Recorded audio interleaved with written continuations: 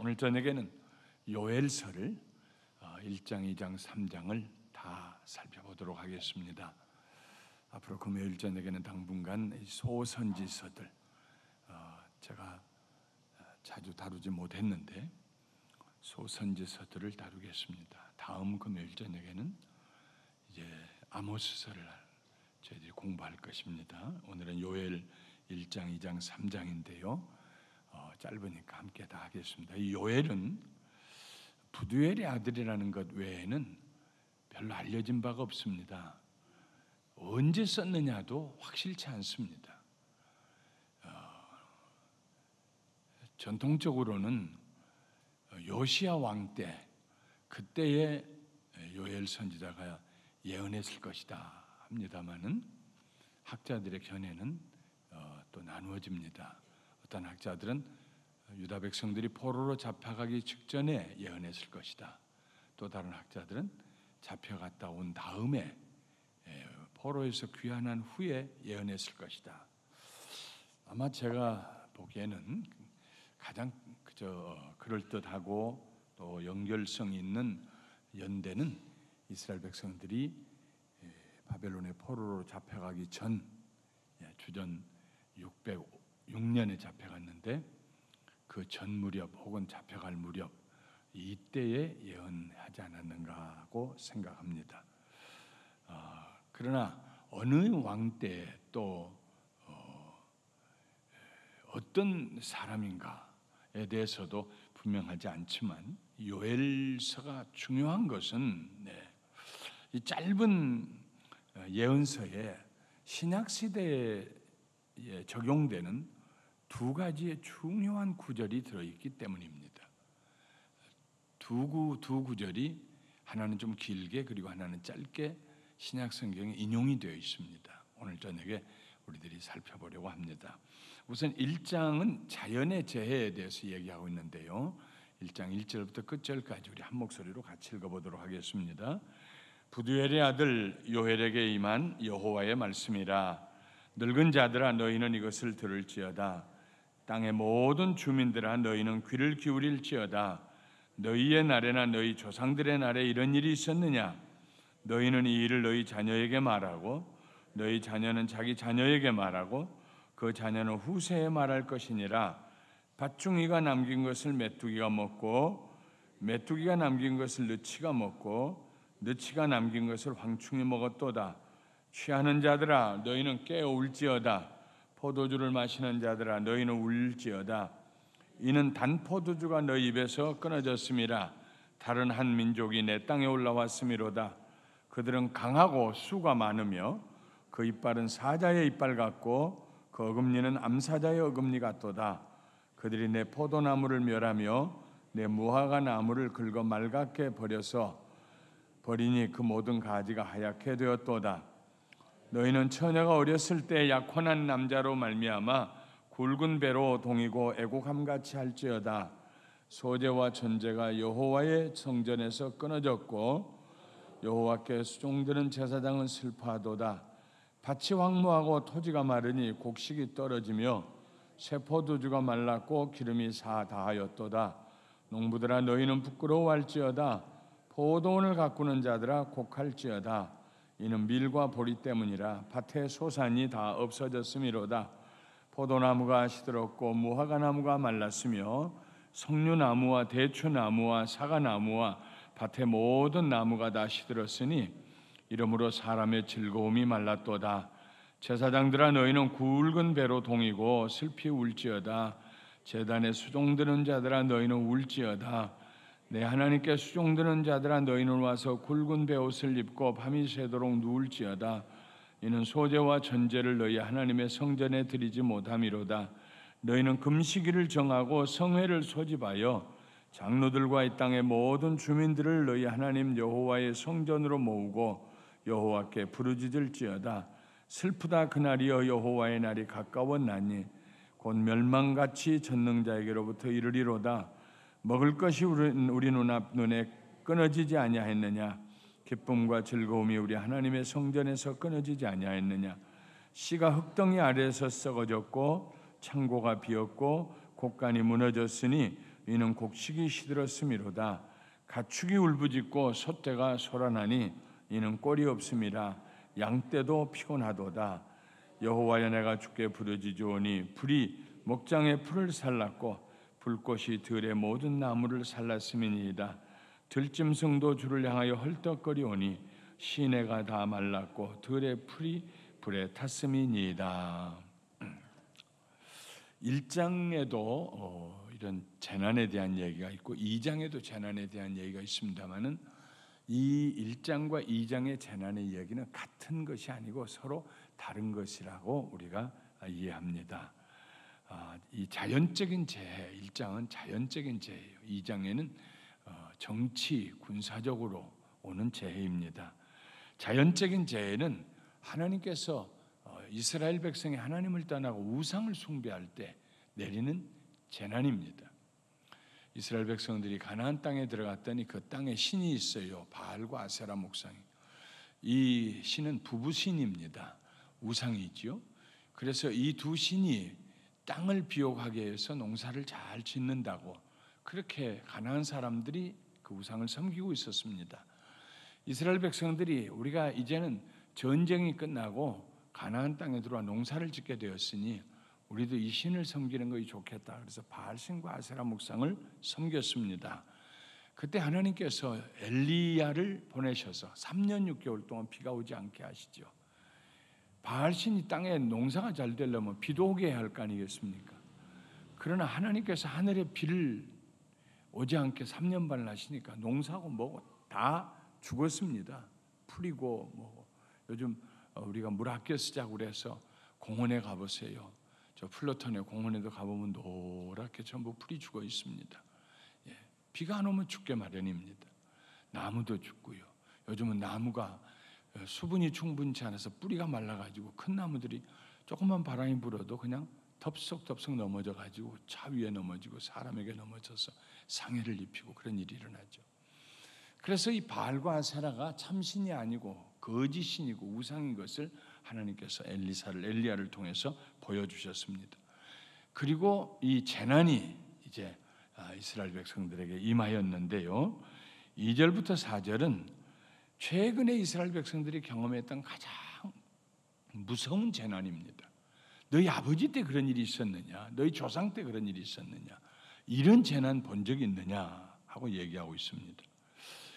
거기에 보면은 팥중이가 남긴 것을 메뚜기가 먹고 메뚜기가 남긴 것을 느치가 먹고 느치가 남긴 것을 황충이 먹었도다. 뭐 여기에다가 깊이 무슨 거기다가 어떤 비유적으로 혹은 은유적으로 뭘 달아가지고 팥중이는 뭘 의미하고 메뚜기는 뭘 의미하고 그럴 건 없습니다. 그냥 이 팥중이라는 것은 오늘도 제가 한국어 성경을 사전을 찾아보니까 안 나왔어요.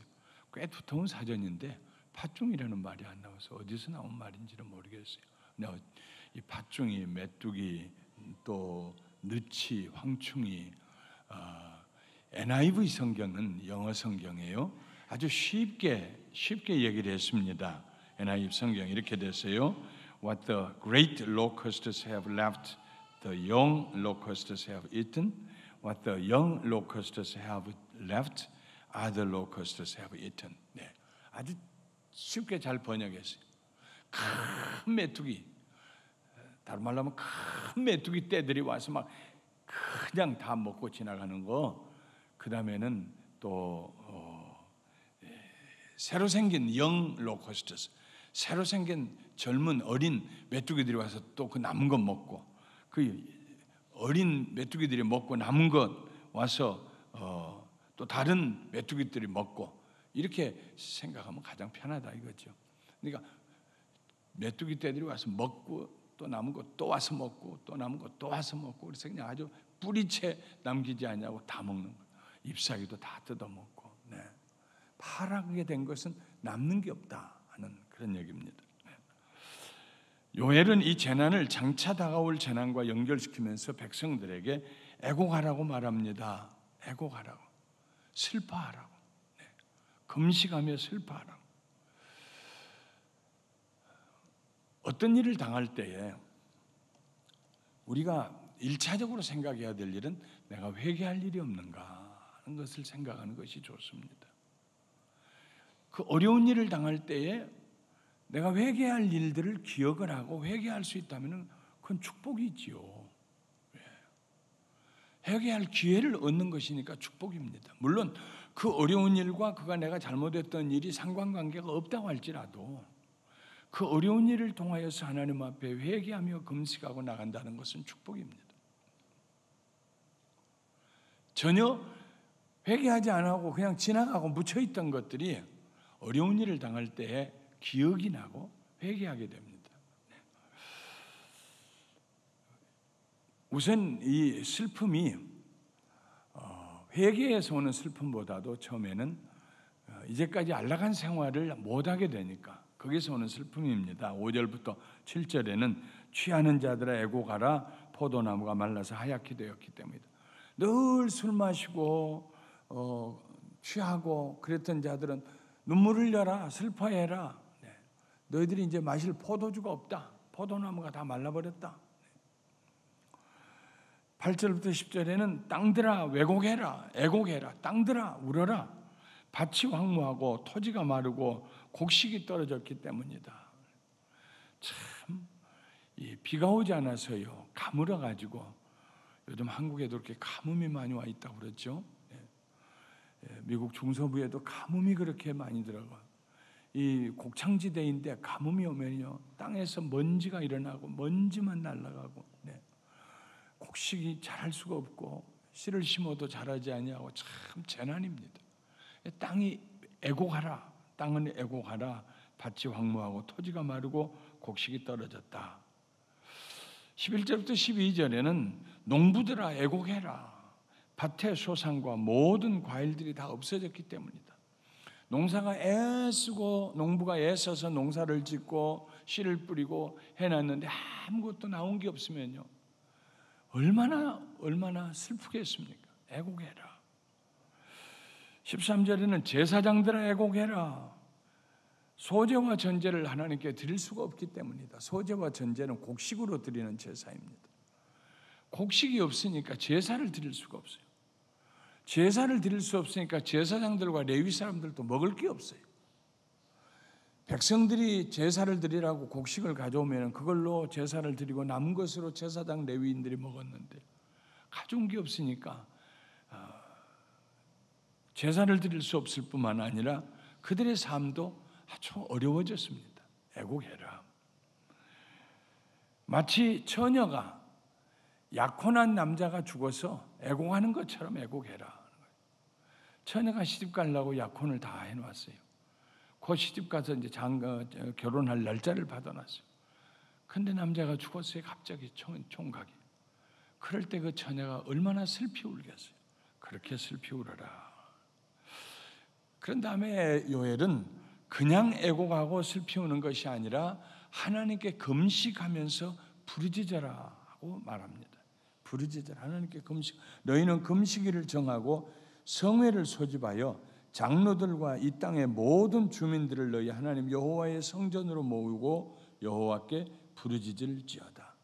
하나님의 심판의 날이 다가왔기 때문에 하나님의 심판이 다가왔기 때문에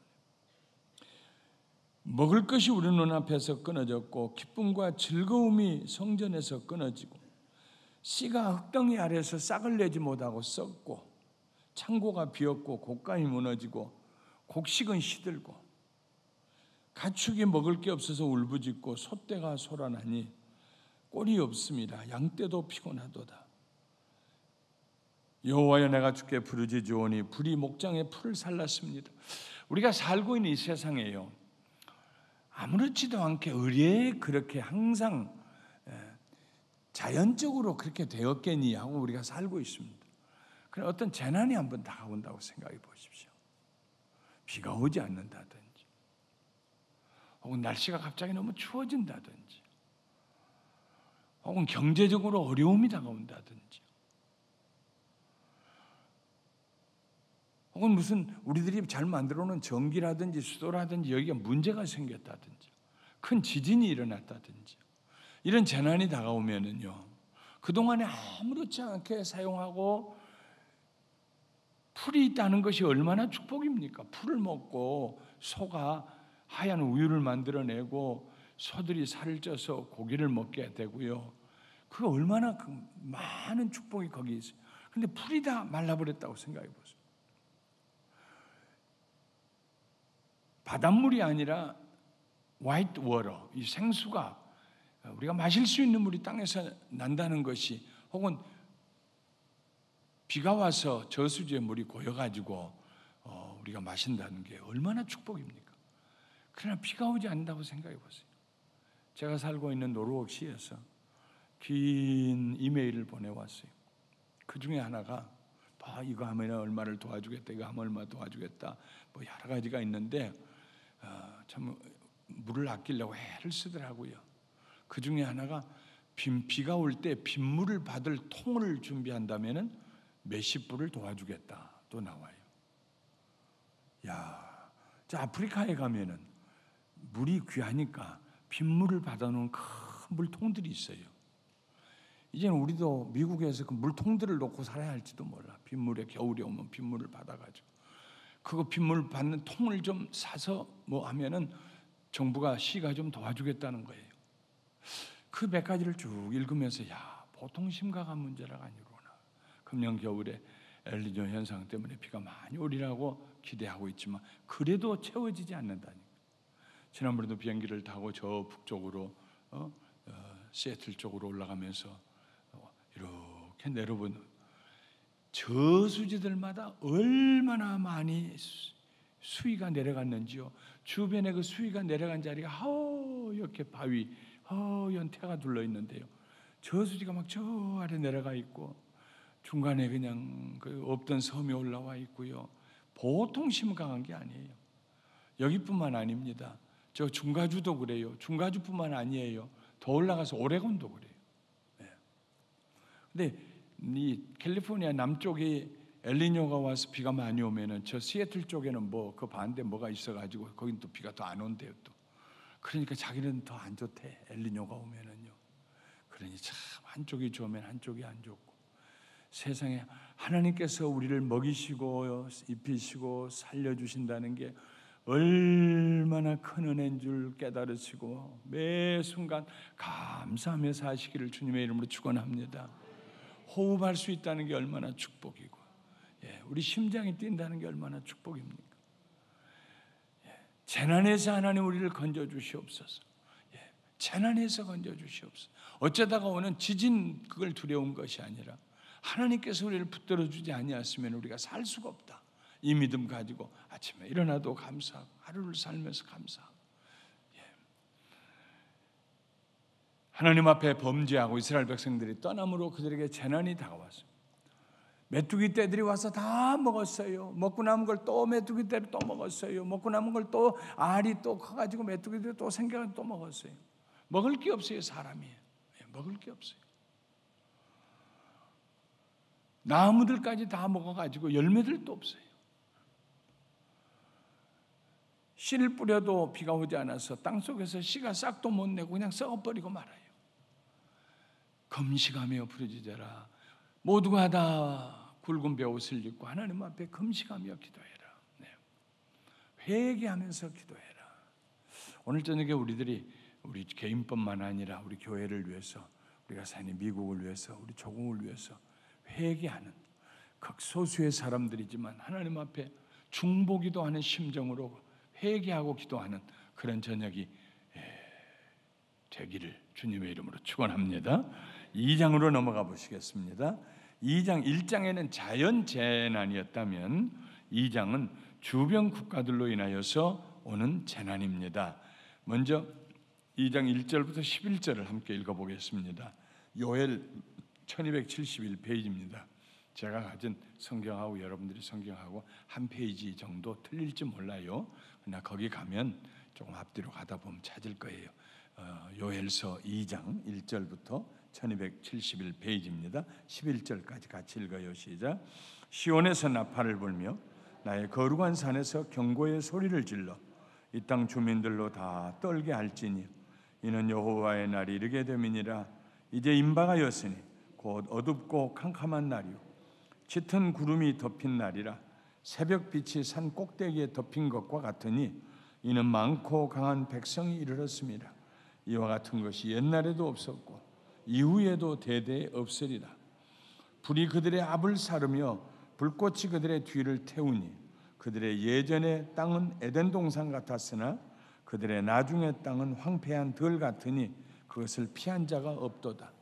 그의 모양은 말 같고 그 달리는 것은 기병 같으며 그들이 산 꼭대기에서 뛰는 소리는 병거 소리와도 같고 불꽃이 건물을 사르는 소리와도 같으며 강한 군사가 줄을 벌이고 싸우는 것 같으니 그 앞에서 백성들이 질리고 무리의 낯빛이 하얘졌도다. 그들이 용사같이 달리며 무사같이 성을 기어오르며 각기 자기의 길로 나아가되 그 줄을 이탈하지 아니하며 피차에 부딪히지 아니하고 각기 자기의 길로 나아가며 무기를 돌파하고 나아가나 상하지 아니하며 성중에 뛰어들어가며 성 위에 달리며 집에 기어오르며 도둑같이 창으로 들어가니 그 앞에서 땅이 진동하며 하늘이 떨며 해와 달이 캄캄하며 별들이 빛을 거두다다. 여호와께서 그의 군대 앞에서 소리를 지르시고 그의 진영은 심히 크고 그의 명령을 행하는 자는 강하니 여호와의 날이 크고 힘이 두렵도다. 당할 자가 누구랴. 1장 2절에도 재난이 자연의 재해가 다가왔을 때에 너희의 날이나 너희 시대나 너희 조상들의 시대에 이런 일이 있었느냐 하고 질문합니다. 메뚜기 떼들이 와서 모든 곡식을 다 먹어치울 때 하늘문이 닫히고 비가 내리지 않아서 곡식이 자라지 않을 때 너희 때나 너희가 세상에 태어나서 사는 이때나 너희 조상의 때나 이런 일이 있었느냐. 2장에서도 이와 같은 것이 옛날에도 없고 2절에 이후에도 대대에 없으리로다. 이런 그 적군의 침투, 에덴 동산 같은 땅이 황폐한 땅이 되는 적군들이 쳐들어오는데 방향도 바꾸지 아니하고 앞을 향하여서 뛰고 나르고 넘고 성벽을 기어오르고 이런 모습을 꼭 메뚜기 떼들이 오는 것과 같아요. 메뚜기 떼들이요. 우리 기록 영화에서 보면은 아프리카 같은데 이런 데서 날아가는 거 보면요, 야, 누가 그걸 지휘를 하는지 좌로도 안 가고 우로도 안 가고 한 방향으로만 쫙 가요. 수천만 억만의 메뚜기들이 한쪽 하나가 가서 두세 마리가 이파리 하나 가지고 먹고 있으면 뒤에 다 먹은 놈이 확 뛰어가고 그것들은 먹고 잠도 안 자고 쉬지도 않고 배도 안 부르는가 봐. 먹으면서 아마 금방 배설을 하는가 봐요. 계속 가면서 그냥 이파리를 다 그냥 다 쪼아서 없애버리고 그냥 가는 거예요. 가다가 이제는 먹었으니까 소화 좀 시키자 한나절이라도 쉬지도 않아. 계속 앞으로 뛰고 또 뛰고 또 뛰고 또 뛰고. 근데 아프리카 사람들은 메뚜기를 안 먹나 봐. 너희들이 우리가 먹으면 우리도 너 먹을게 하고 그냥 잡아서 그냥 볶아가지고 산더미처럼 싸놓고 말려서 그거 먹어도 1년은 먹고 살 텐데 우리는 어렸을 때 메뚜기를 얼마나 잘 잡아먹었습니까? 네. 그냥 손에가 그냥 찐이 다 묻어가지고 그냥 새까맣게 되도록 하면서도 그 어떤 부족들은 어떤 걸 먹고 어떤 부족들은 안 먹는가 봐요. 메뚜기 잡아먹었다는 얘기는 없는 것 같아요. 그 토실토실한 메뚜기에서 먹을만 할 텐데.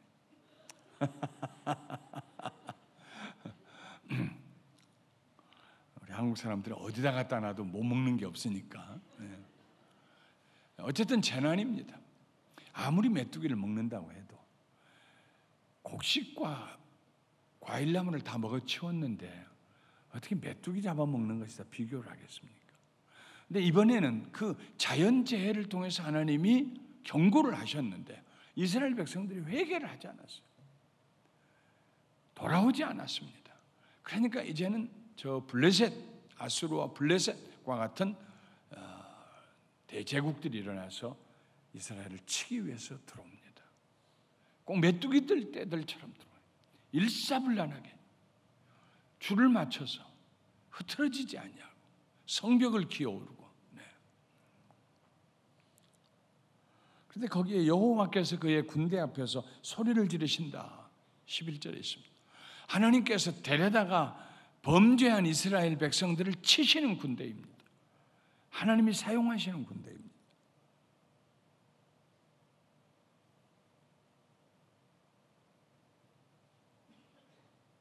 이런 재난이 다가왔을 때 여기에 보면은 주의 날이라는 말이 나오는데요. 다가오는 주의 날에 그런 말이 나옵니다.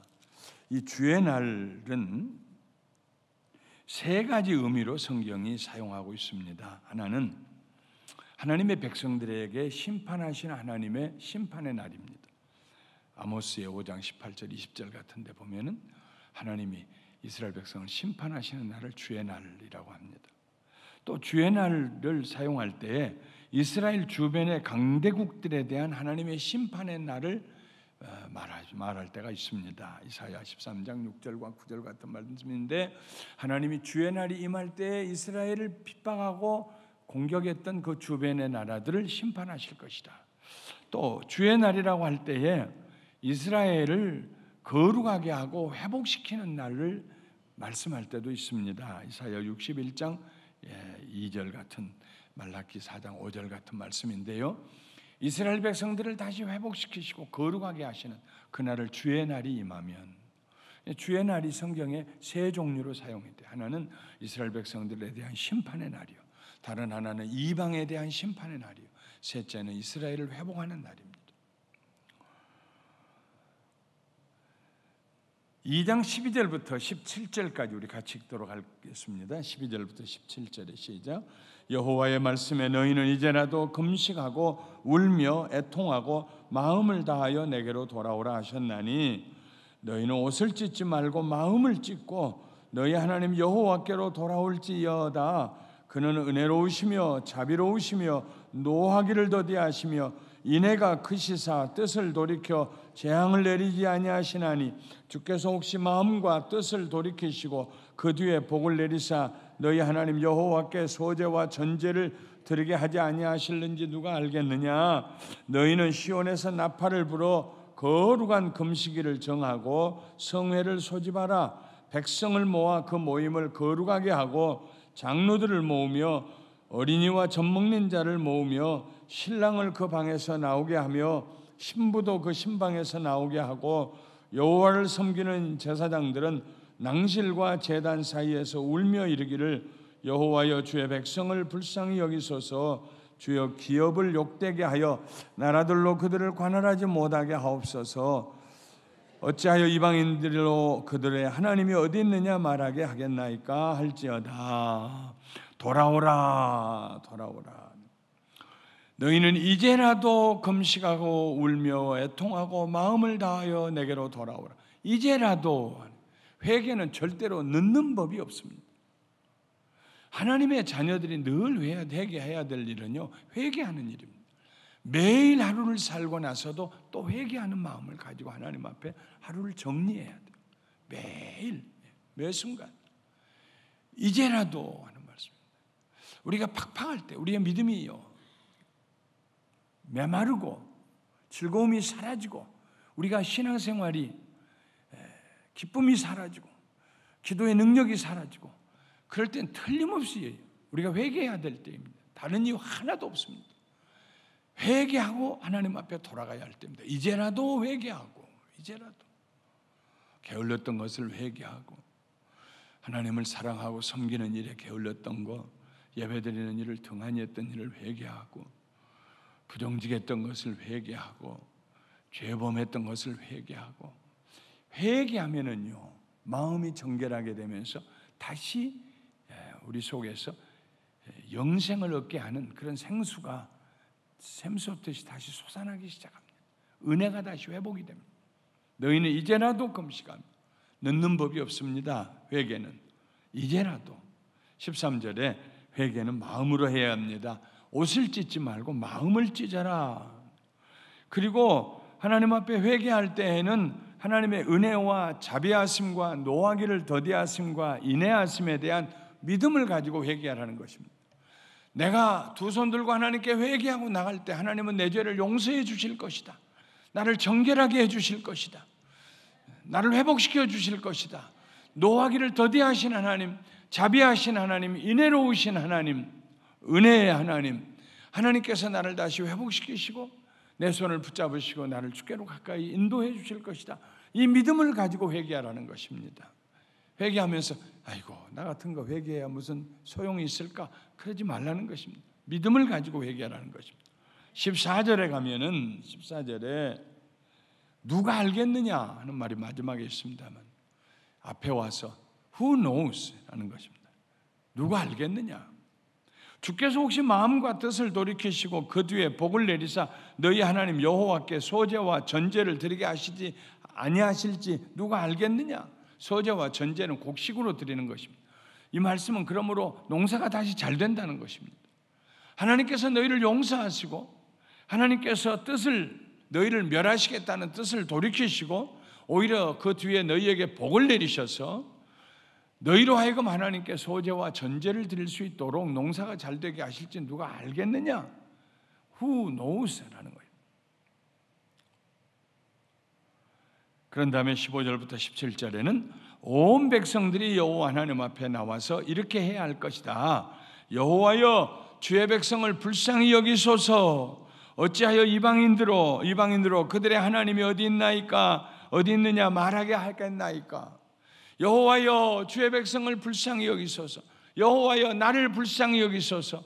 어찌하여 예수 안 믿는 사람으로 저 예수 믿는 사람 보라 이렇게 말하게 할 수 있겠습니까? 하나님 나를 불쌍히 여기시고 내 죄를 용서하시고 나를 회복시키시고 내 가정을 회복시키시고 내 자녀들을 축복하시고 내가 하는 일에 하나님께서 비를 내리시는 것처럼 축복의 은혜를 내려주시어서 하나님 알지 못하는 사람들로 하여금 예수 믿는 거 쓸데없어, 예수 믿어봐야 헛것이야, 이런 소리 안 하게 하시옵소서. 하나님 앞에 간절히 간청하고 애곡하며 하나님께 기도하라 하는 말씀입니다. 이스라엘 백성들이 회개할 때 그러면 어떤 일이 일어나는가? 세 가지 일이 일어납니다. 세 가지. 이스라엘 백성들이 회개할 때 일어나는 세 가지 일. 먼저 정치적인 축복, 정치 사회적인 주변 국가들과의 관계에 있어서의 포로로 잡혀가고 침략을 받았던 그것을 하나님이 막아주시고 회복시켜 주시는 그런 정치 사회적인 축복입니다. 18절부터 20절까지 같이 읽겠습니다. 시작. 그때 여호와께서 자기의 땅을 극진히 사랑하시어 그의 백성을 불쌍히 여기실 것이라. 여호와께서 그들에게 응답하여 이르시기를 내가 너희에게 곡식과 새 포도주와 기름을 주리니 너희가 이로 말미암아 흡족하리라. 내가 다시는 너희가 나라들 가운데서 욕을 당하지 않게 할 것이며 내가 북쪽 군대를 너희에게서 멀리 떠나게 하여 메마르고 적막한 땅으로 쫓아내리니 그 앞에 부대는 동해로 그 뒤에 부대는 서해로 들어갈 것이라. 상한 냄새가 일어나고 악취가 오르리니 이는 큰 일을 행하였음이니라 하시니라. 그때는 언제냐면 회개할 때, 하나님께 회개하고 돌아올 때 하나님께서 자기 땅을 극진히 사랑하시고 자기 백성을 불쌍히 여기실 것이다. 그래서 침략자들, 그들을 하나님께서 다 흩어버리시고 하나님께서 그 땅을 불쌍히 여기셔서 곡식과 새 포도주와 기름을 주어서 그의 백성들을 흡족하게 해주실 것이다. 네. 백성들 나라들 가운데서 욕을 당하지 않게 하실 것이다. 그 다음에 21절과 27절에 보면은 다시 그렇게 회개할 때에 소산의 축복을 주시리라고 다시 한번 또 말씀하십니다. 21절부터 27절 같이 읽어요. 땅이여 두려워하지 말고 기뻐하며 즐거워할지어다. 여호와께서 큰 일을 행하셨음이로다. 들짐승들아 두려워하지 말지어다. 들의 풀에 싹이 나며 나무가 열매를 맺으며 무화과 나무와 포도나무가 다 힘을 내는도다. 시온의 자녀들아 너희는 너희 하나님 여호와로 말미암아 기뻐하며 즐거워할지어다. 그가 너희를 위하여 비를 내리시되 이른 비를 너희에게 적당하게 주시리니 이른 비와 늦은 비가 예전과 같을 것이라. 마당에는 밀이 가득하고 독에는 새 포도주와 기름이 넘치리로다.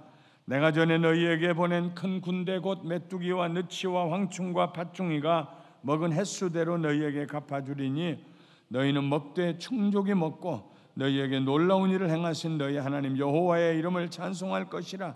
내 백성이 영원히 수치를 당하지 아니하리로다.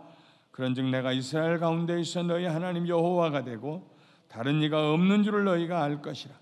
내 백성이 영원히 수치를 당하지 아니하리로다. 하나님이 축복하십니다. 회개할 때 그 땅을 축복하시고 땅에서 들에 풀이 솟아나니까 들짐승들이 기뻐하고 무화과 나무와 감람나무의 새순이요 힘차게 뻗어나와요. 쑥쑥 자라난다. 여러분 봄에 새순이 착착 자라나는 거 보면 얼마나 신기합니까? 그리고 그 새 가지에서 감나무 같은 경우에 꽃이 피고 거기 열매가 맺어요. 그리고 그 큰 열매를 그 해에 난 그 순이 그걸 지탱해요. 얼마나 감사해요. 보기가 좋아요. 하나님께서 회복시키시겠다 하는 말씀입니다. 회복시키겠다. 기뻐하고 즐거워하게 해주시겠다는 것입니다. 군대들이 와 손에 끼친 거 파괴한 거 다시 다 회복시켜 주시겠다고 합니다. 언제 그런 일이 일어나느냐? 회개하고 하나님께로 돌아올 때. 회개하고 돌아올 때. 그 다음에 세 번째는 영적인 축복입니다. 회개하고 돌아올 때 영적인 축복. 28절부터 32절까지 같이 읽어요.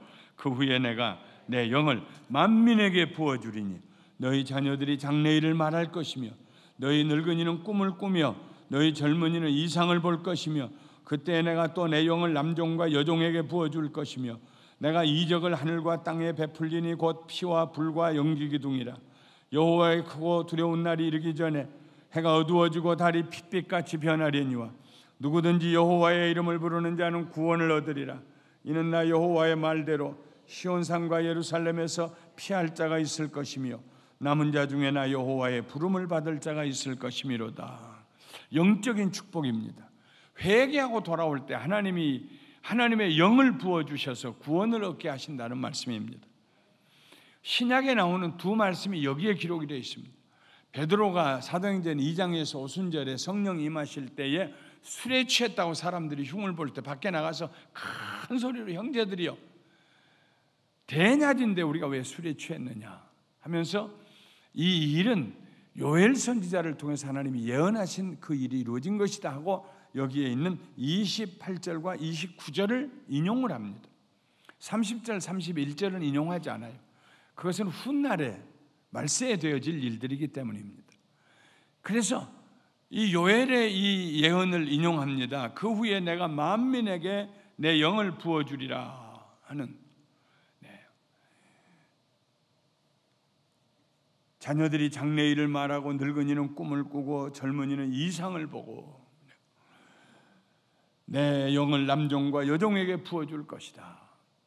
그래서 이런 성령의 충만한 시절이 온다고 요엘이 얘기했는데 지금이 바로 그때이다. 성령을 우리에게 요엘이 예언한 그 하나님의 영을 우리에게 부어주셔서 우리가 이렇게 방언을 하고 다른 나라 말로 말할 수 있게 되고 너희에게 복음을 전한다 하는데 요엘의 이 말씀을 갖다가 인용하고 연결하는 것은요 요엘의 핵심이 뭐냐면 요엘서에 회개하라는 것입니다. 너희가 회개하면은 성령을 선물로 받는다. 그러므로 베드로가 하신 전화 형제들이여 그 베드로의 설교를 듣고 모두 회개하면서 자기들이 예수 죽인 지 지금 한 2주일도 안 됐잖아요. 형제들이여 그럼 우리가 어찌할꼬 그 예수 죽이라고 우리가 했는데 그 예수가 하나님의 아들이며 하나님 보내신 메시아라면 우리가 어찌해야 되는고 하고 두려워서 유대인들이 모두 베드로에게 물어볼 때 베드로가 하는 말이 너희가 각각 회개하고 예수의 이름으로 세례를 받으라. 그리하면 성령을 선물로 받으리라. 회개하면 하나님의 영이 너희에게 임하신다. 요엘서에 예언한 그 성령을 너희가 받을 것이다. 회개하면. 요엘서를 인용하는 것은 그 배후에는 회개하라는 회개의 메시지가 베드로에 의해서 전파되고 있는 것입니다. 그 다음에는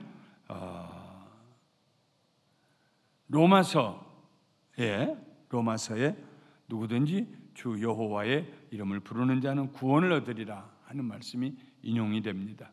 누구든지 여호와의 이름을 여호와는 구약 성경에 늘 여호와라는 하나님의 이름을 부르는 것이 죄송스러워서 하나님의 이름이 나올 때는 늘 아도나이, 주 이렇게 불렀습니다. 그래서 누구든지 주의 이름을 부르는 자는 구원을 얻으리라. 이 두 가지, 하나님이 성령을 보내주셨다. 누구든지 주의 이름을, 예수 그리스도의 이름을 부르는 자는 구원을 얻으리라. 너희가 마음에 믿고 입술로 고백하면은 구원을 얻으리라. 이 두 가지의 예언의 말씀이 요엘서에서 신약의 사도행전과 로마서에 인용이 됩니다. 아주 중요한 책입니다. 3장은 이제 주변의 이스라엘 백성들을 괴롭혔던 주변 나라들을 하나님이 심판하시겠다는 말씀이고요. 거기는 읽지 않도록 하겠습니다. 오늘 저녁에 우리들이 기도할 때 회개하는 기도를 많이 드리십시다. 오늘 말씀을 준비하고 묵상하면서 저도 회개할 것에 대한 그런 생각을 했어요. 모르고 지나가는 것도 하나님 앞에 다시 회개하고 오늘 우리 기도하겠습니다.